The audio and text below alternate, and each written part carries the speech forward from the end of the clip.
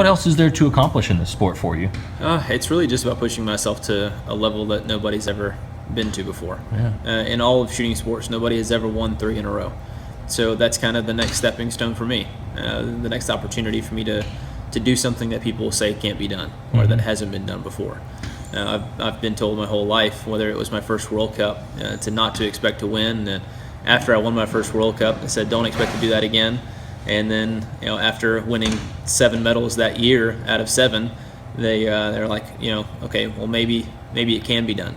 When I first started shooting for the first almost 2 years, I didn't even know that shooting was in the Olympics.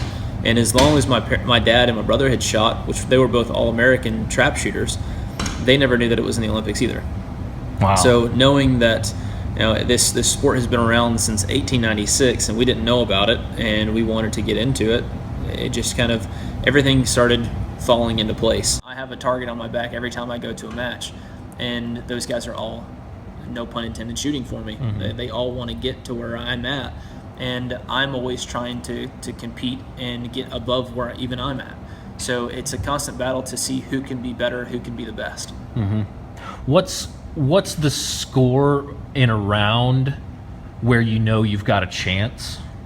If you shoot a 24, you're going to be losing some targets. So if you miss one target, we have 5 rounds, so it's 125 targets.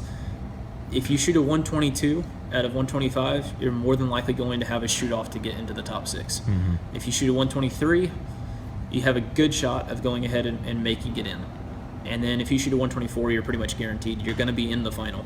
Do you have that comfort level lying there underneath about, hey, I've been there, I've seen this, that sort of thing? Oh, it certainly does help. I've been there twice now, once for Pan Am Games in 2007, and then we had a World Cup test event earlier this year.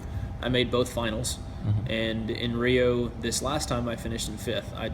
I had a bad final and just I wasn't feeling like myself. So I know that once I get down there, I've trained a lot on finals since I got back, and I won a medal at another World Cup right after that, a month after the Rio test event. So I feel I have my confidence up more so now than I did then.